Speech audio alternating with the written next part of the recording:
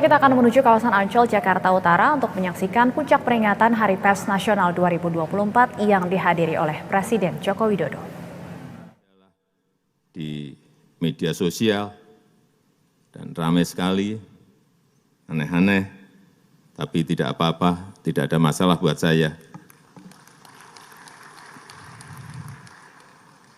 Tapi cucu saya ada yang komplain. Mbah, manggil saya kan Mbah, wajah Mbah kok jadi digambar jelek banget. Ya, itulah. Ini bagian dari penghormatan saya atas kebebasan pers, kebebasan berekspresi, dan kebebasan berpendapat.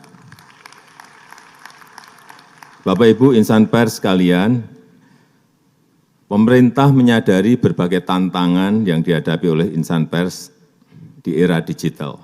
Oleh karena itu, pers terus berupaya oleh sebab itu, pemerintah terus berupaya untuk mendukung ekosistem pers yang adaptif dengan tetap menghormati kebebasan pers. Seperti yang sudah saya sampaikan pada peringatan Hari Pers Nasional tahun lalu, jurnalisme berkualitas dan keberlanjutan industri media konvensional menjadi perhatian penting pemerintah dan ini yang dinanti-nanti. Setelah sekian lama, setelah melalui perdebatan panjang, akhirnya kemarin saya menandatangani peraturan Presiden tentang tanggung jawab platform digital untuk mendukung jurnalisme berkualitas, atau yang kita kenal sebagai Perpres Publisher Rights. Prosesnya memang sangat panjang, banyak perbedaan pendapat, dan saya tahu ini melelahkan bagi banyak pihak, sulit sekali menemukan titik temu.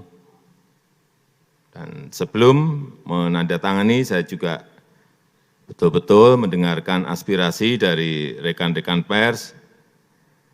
Aspirasinya tidak benar-benar bulat, ada perbedaan aspirasi antara media konvensional dengan platform digital.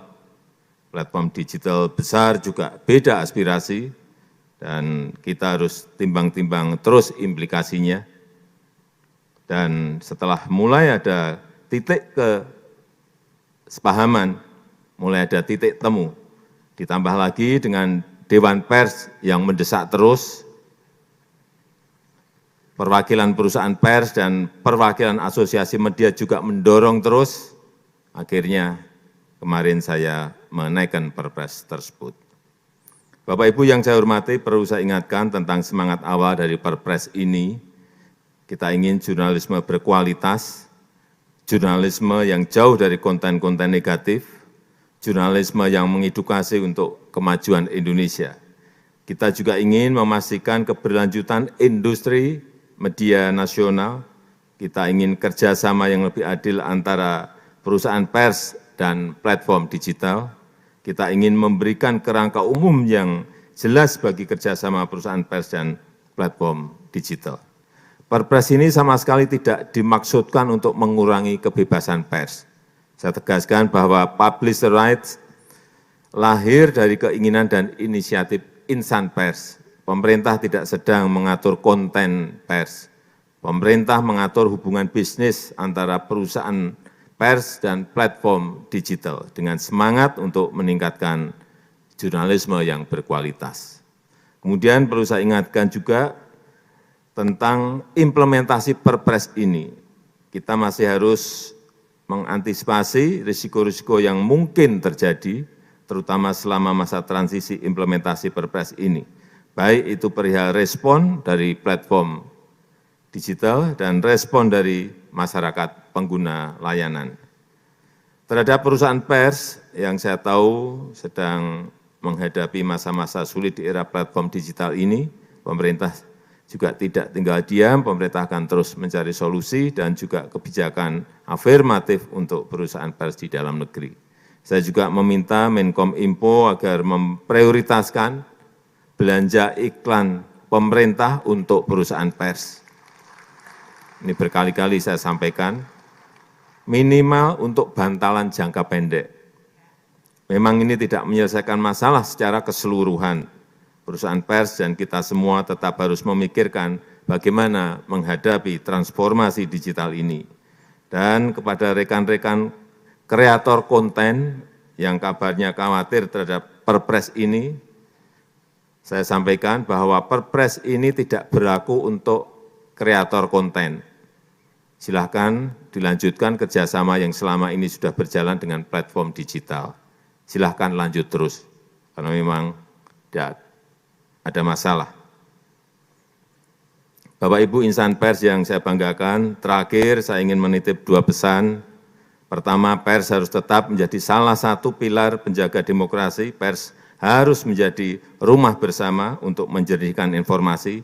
Beritakanlah fakta-fakta apa adanya, tapi bukan mengada-ada, bukan asumsi-asumsi, bukan seolah-olah ada.